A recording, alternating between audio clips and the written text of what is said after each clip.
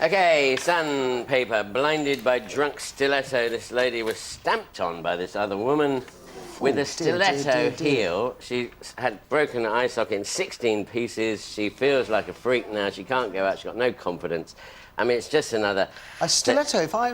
Now, that is correct me at home. it? I think it's something like 3/4 of a ton of yeah, pressure. Wait, it's like an elephant. Because it comes down to such a narrow point. It is like an elephant. It's like being stood on by an elephant. I mean, but the trouble is, what this is doing is sort of just emphasising the fact that town centres and city centres are no-go areas at certain times of the week, you know, and I think... And that the fairer sex ain't that fair. No. Yeah. Well, exactly. I mean, she looks like an angel there, but she's still stamped on her. It was a short accident, wasn't it? No, it was deliberate. It was a fight. Yeah. Were they having a fight? Yeah. Well, sort of, but she said she was unprovoked. But anyway, we don't know the exact story, but she got put down for 33 months, this girl who did it. I don't think it's enough, really. I'd have banned her from wearing Jimmy Choos for the rest of her life. That's it. Anyway, I mustn't get frivolous about that. It was a nasty accident. Now here, this one is in the Telegraph. This is about civil servant in £1 billion roads project joins the contractors. Well, it's a good story. Nice, cheery, uplifting story for him and his family, anyway. Yeah, I mean, he got a job with Balfour Beatty after having sort of been in charge of the M25 improvements, or not improvements. Fiasco, I think is the word you're looking for, yeah. They spent £80 million on consultants for the M25. Isn't that extraordinary? Yeah, what just does get on with the say? job. Build the bloody Bit road. wider, bit narrower. Yeah, exactly. What else is there left to say? It's got to join up. It mustn't go on the other side. You know, you've got to go round in a circle because the M25 is a circle, sort of. So this guy is overseeing one of the biggest scandals, financial scandals of our time, and then he ends up working for the company that's benefited from was originally all this. Contracted as a consultant for them, and now he's got a job, apparently. Shouldn't be allowed. Shouldn't be allowed. But you never know. Now, my favourite woman, Jan Moyer, I can't stand her. I have to say, after the death of Stephen Gately, I never thought I would ever be able to look her in the eye without wanting to go for her. Absolutely. She but used to actually... Go on, tell me about well, this one. I did my little story first. She said my scallops were cold once, and she'd sat there chatting to her mate for 10 minutes before she started tucking in.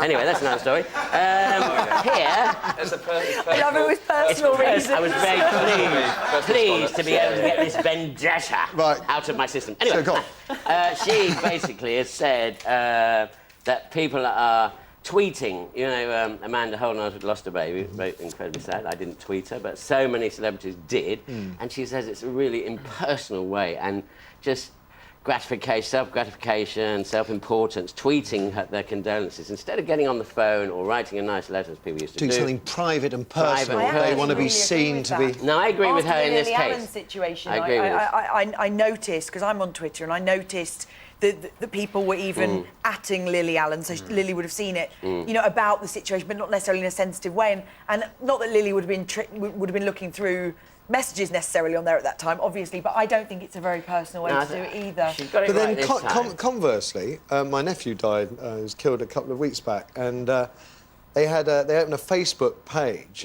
and they were like, well, by the time I got to the funeral, there were 400 postings on that from his friends. Now, of course, I'm from the UK, he lives in Texas. Personal, though. And like that I was quite overwhelmed by, but I suppose there's the difference between the tweeting... You only get 140 characters. I think also, actually, it's become an excuse because an awful lot of people don't know how to deal with tragedy.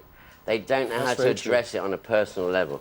And I think this is a way out. They can still say their condolences, but what do I say to that person? Good point. Kind of trivialise it a little. Go on. Such a tragic thing to happen to anybody. But to just send a text, I think. I never thought I'd say that, but I kind of agree with that a little bit. Yeah, that's what I'm saying. So for once, Jan Moyer has kind of redeemed herself. She did redeem herself. Do it in private and just send a text or call them, you know? Or send a letter. Do you want the last one or not? Go on, yeah, very quickly. Basically, the Queen Mother's equerry was beaten up. Land Rover or Freelander was nicked. He was raped. He wasn't raped at all. He was stripped, carjacked, and he was left feeling he was about to die. He was. There were 3 guys in hoodies. I've never read anything like it in terms of carjacking. I've never read anything like it. And that's around on the just south side of Chelsea, or they call it South Chelsea, don't they, Battersea. And then he was driven over the road, dumped on Cheney Walk. They took his clothes off him because I think they thought they'd been watching too much CSI and they thought there would be evidence there. And basically gave him a shirt and a trousers to wear, but they just dumped him, drove off. he's fractured his eye socket. Complete nightmare, you know. Yeah. But it's another bit of violence. You hear of carjacking stories. Yeah. And I had a friend of mine who was carjacked with her baby in the back of the car. Oh, so these God, things, but nothing as brutal as this kind of attack, which also Kept running knife over his shoulders and. Oh. Now we've got to go to Awful. break. Got to pay the bills.